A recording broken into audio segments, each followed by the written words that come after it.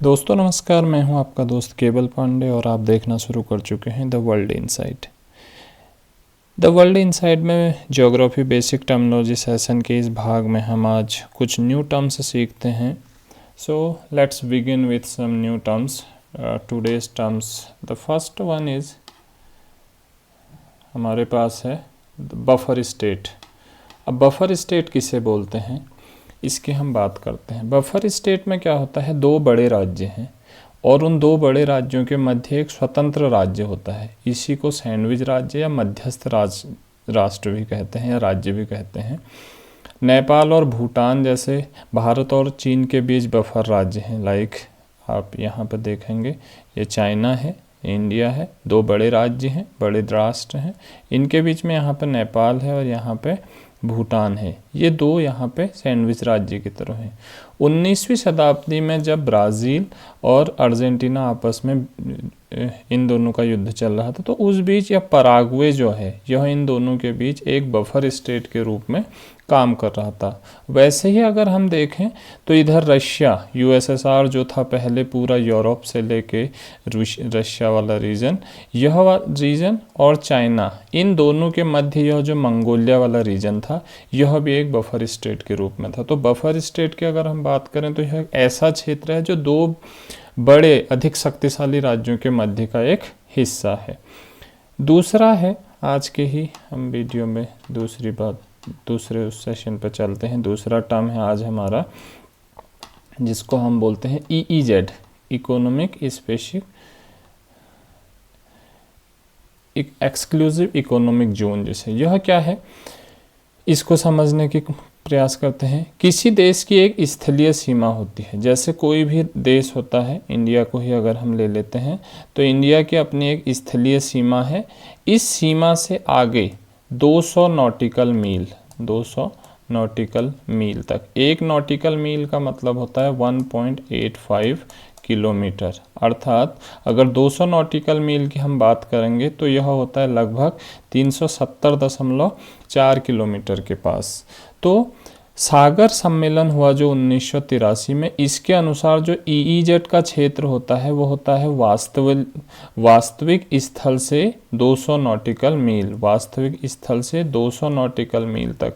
तो यहाँ पे क्या होता है, जो भी देश होता है, यहाँ पे जो तटीय देश होगा यह 200 नॉटिकल मील तक समुद्र में जा सकता है। तो जिसमें वहाँ के जो प्राकृतिक संसाधन हैं उनका उपयोग कर सकता है और जो जलीय संसाधन हैं, जो जल में उसके स्वतंत्र रूप से उसके अपने जलयान वगैरह यहाँ पे चल सकते हैं। उसी के अगर हम इसमें क्या होता है, एक होता है टेरिटोरियल सी, जिसको बोलते हैं SEZ, स्पेशल इकोनॉमिक जोन। तो यह होता है 12 नॉटिकल मील का। 12 नॉटिकल मील को अगर 1.85 से अगर आप मल्टीप्लाई करेंगे तो जो भी आएगा वो इतने में स्पेशल इकोनॉमिक जोन होता है। यहाँ पे हर तरीके का जो अधिकार क्षेत्र होता है वह उस राज्य का होता है जो, या उस देश का होता है जो उस तट पे है। जैसे भारत 12 नॉटिकल मील, तो वहाँ पे और कोई भी देश नहीं आ सकता। अरब सागर है, बे ऑफ बंगाल है, या फिर नीचे हमारा इंडियन ओशन वाला रीजन है, तो वहाँ पर और कोई भी देश नहीं आ सकता उस क्षेत्र में। लेकिन अगर हम और क्षेत्रों की बात करें, EEZ वाले क्षेत्र की बात करें, तो उसमें भारत का भी अधिकार है, लेकिन उसमें अदर राज्यों के भी अपने वो जलयान वगैरह आ सकते हैं। लेकिन उसके बाद होता है 200 नॉटिकल मील के बाद वाला जो रीजन होता है उसको बोलते हैं हाई सी। इस हाई सी वाले रीजन में कोई भी देश आ जा सकता है और उसमें कोई भी स्पष्ट रूप से प्रतिबंध नहीं होता। अब एक ऐसा वो होते हैं, कंडीशन होती है कि दो तटीय राज्य हैं आपस में, इनके बीच में एक सी है। अब ये दो तटीय राज्यों के बीच में एक सी है, तो अब यह सी के बीच की जो दूरी है अगर हम देखें तो ये 400 नॉटिकल मील मान लो नहीं है, नॉटिकल माइल नहीं है।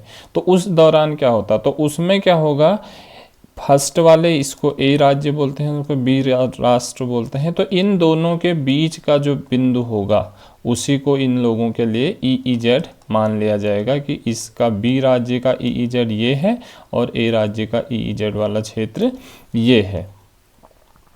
इसके बाद है इंट्रूसिव रॉक्स, जिसको हम बोलते हैं अंतर्वेधी शैल। इसमें क्या होता है, यह आग्नेय चट्टान होती है, मेनली पृथ्वी के सतह के नीचे बनती है। इसको प्लूटोनिक रॉक्स भी बोला जाता है, क्योंकि जब यहाँ प्लास्टिक दुर्बलता मंडल, प्लास्टिक एस्थेनोस्फीयर से मैग्मा बाहर आने की कोशिश करता है, तो जब मैग्मा बाहर आने की कोशिश में क्या होता है, सतह से नीचे ही ठंडा होके जमने लगता है। तो जब सतह से नीचे ही ठंडा होके जमने लगेगा तो वहाँ पे कंडीशन होती है फिर आंतरिक रॉक्स वाली। ठीक है, इसमें जैसे स्टॉक बनता है, सिल, डाइक, लैकोलिथ, पैथोलिथ, बहुत सारी जो यहाँ पे स्थलाकृतियाँ बनती हैं, प्लूटोनिक स्थलाकृतियाँ बनती हैं, उनको अंतर्वेदी या इंट्रूसिव रॉक्स भी कहा जाता है। एक अगला टर्म है आज अगर हम देखें तो वो है सुपर कूलिंग, जिसको बोलते हैं अति शीतलन। अति शीतलन कौन सी कंडीशन है? यह एक ऐसी कंडीशन है जिसमें किसी द्रव या गैस को बिना ठोस हुए उसके हिमांक बिंदु से नीचे ठंडा किया जाता है। इसे सुपर कोल्ड लिक्विड भी कहा जाता है। तीव्र गति से, जैसे कोई स्थलीय भाग है, यहाँ से बहुत तेज गति से जब कोई वायु ऊपर उठती है, वायुमंडल में जाती है, तो यह जब बहुत तेज गति से ऊपर उठती है, इतना ज़्यादा ठंडा हो जाती है कि सीधे सीधे ओले बन के या फिर बर्फबारी के रूप में पृथ्वी की सतह पर वापस गिरने लगती है। तो जो तीव्र गति से ऊपर उठने वाली वायु जब द्रव में न बदल के सीधे सीधे किस में बदल जाती है, ठोस रूप में बदल जाती है, और वही ठोस रूप में वापस नीचे गिरने लगती है ओलावृष्टि के रूप में, हिमपात के रूप में, तो उसी को बोलते हैं सुपर कोल्ड या सुपर कूलिंग। तो इस फिगर में आप देख पा रहे हैं तो 0 डिग्री सेंटीग्रेड जो है यह है हिमांक बिंदु किसी भी द्रव का। लेकिन जब इस हिमांक बिंदु से भी नीचे वाटर ठंडा होता है, that known as super cooling. ठीक है, अति शीतलन की स्थिति है वो।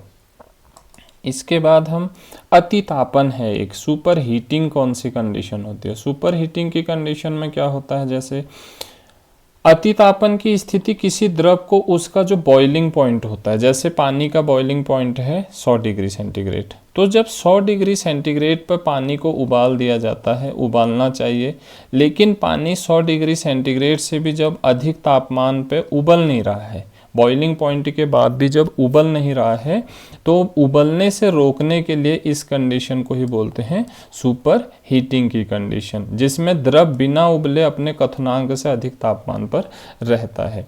इसमें क्या होता है, इसमें जब पानी को हम गर्म कर रहे होते हैं फ्लेम में, यहाँ पे किसी भगोने में हम फ्लेम जलाई है हमने और हम इसको गर्म कर रहे होते हैं, तो यह तब तक नहीं उबलेगा जब तक हम इसमें कोई एक्सटर्नल स्टिमुली न दें, मीन्स बाहरी उत्तेजना हम न पैदा करें। जैसे इसको हम हिलाएं नहीं या इसमें कोई कण ना डालें, तब तक पानी गर्म होता रहेगा। उबलेगा कब? जब वो हिलने लगेगा या फिर जब हम उसमें कोई भी एक्सटर्नल स्टिमुली देने लगेंगे, तो उसी को बोलते हैं अतितापन या सुपर हीटिंग की कंडीशन।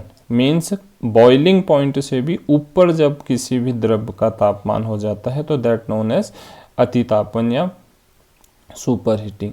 एक शब्द आप लोग बार बार सुनते होंगे एपिसेंटर की, कहीं पे भी भूकंप आया, अभी कुछ दिन पहले जैसे भूटान ये जापान में भूकंप आया, या फिर रशिया के कमचटका वाले रीजन में भूकंप आया जिससे जापान सागर में पूरा सुनामी देखी गई, तो एक शब्द बार बार आता है epicentre. What is epicentre? Epicentre क्या होता है, जब फोकस होता है, मीन्स फोकस मीन्स वह पॉइंट जहाँ से भूकंप जनन होता है, भूकंप की उत्पत्ति होती है, भूकंप का उद्गम होता है, वहाँ से ठीक 90 डिग्री समकोण पे जो बिंदु होगा सतह पर, that known as epicentre. Means the shortest distance between focus to surface.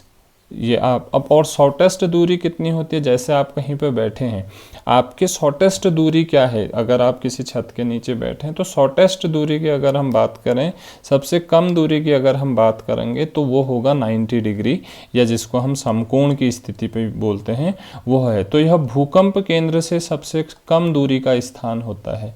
तो यहाँ पे जैसे आप देख सकते हैं इस फिगर में, यहाँ से सीधे 90 डिग्री वाले रीजन पर यह जो क्षेत्र होगा that known as epicentre. Means epicentre वह पॉइंट होता है जिस पे सबसे पहले भूकंप की तरंगों को फील किया जाता है। भूकंप पर हम आगे बात करेंगे कि भूकंप क्या होता है, कितने तरीके की तरंगें होती हैं, किस तरीके से होती हैं, भूकंप जनन क्यों होता है, इन सारे मुद्दों पर हम आगे बात करेंगे। लेकिन हमको यह बात समझनी पड़ेगी कि एपीसेंटर का मतलब होता है द शॉर्टेस्ट दूरी between the focus and the earth surface, जहाँ पे सबसे पहले हम भूकंपीय तरंगों को फील करते हैं। एक शब्द आपने बार बार सुना होगा that known as epiphyte. Epiphyte क्या है भैया, जिसको हम अधिपादप भी बोलते हैं। आप लोगों ने बहुत बार देखा भी होगा, हर समय ही हमको दिखता है, जैसे कोई बांज का पेड़ है, उसके बाहर से हमको कुछ लाइकेन चिपके हुए दिखते हैं, काई चिपकी दिखते हैं, या इस तरीके की घास चिपकी हुई दिखती है।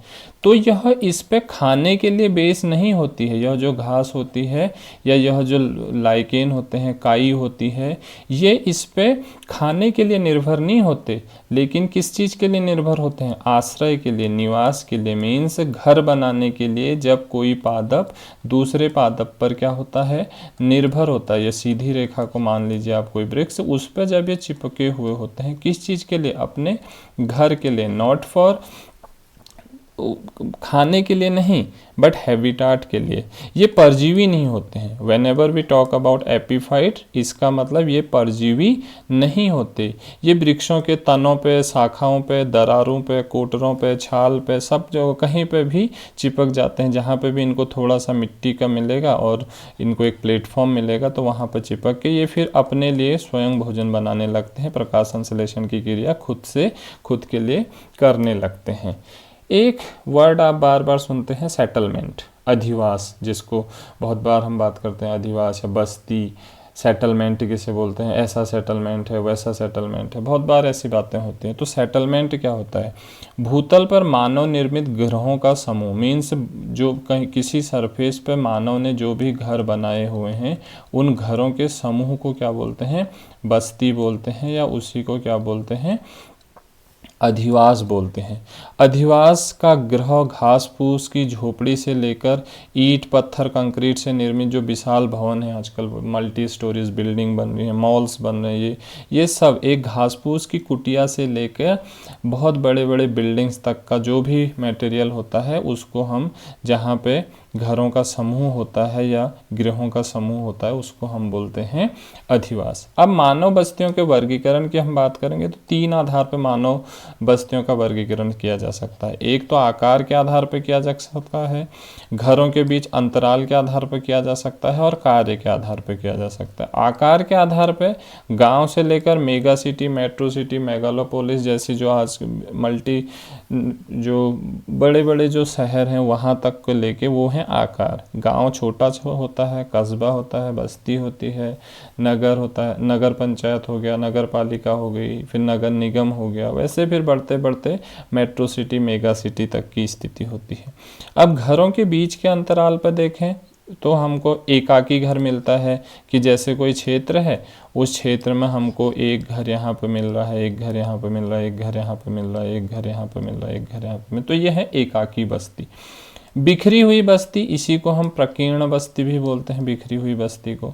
अर्ध केंद्रित बस्ती क्या होता है, कोई क्षेत्र होता है, यहाँ पे कुछ इस तरीके से हमको बस्ती मिलती है, ठीक है।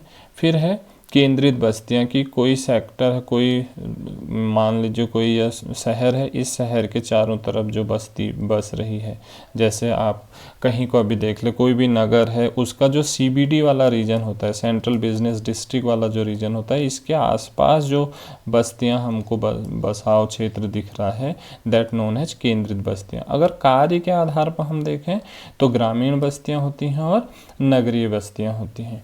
तो आज के वीडियो में इतना ही, इससे आगे की बात हम कल करेंगे। आप लोग ये ना समझिए कि क्या हो रहा है, अभी हम जैसे अल्फ़ाबेटिकली चल रहे हैं, अभी हम अ अल्फ़ाबेट पे हैं, देन हम आ ई, इस तरीके से अल्फ़ाबेटिकली हम अपने इस पे आगे बात करते रहेंगे। तब तक के लिए thank you so much, enjoy this video, have a great day ahead.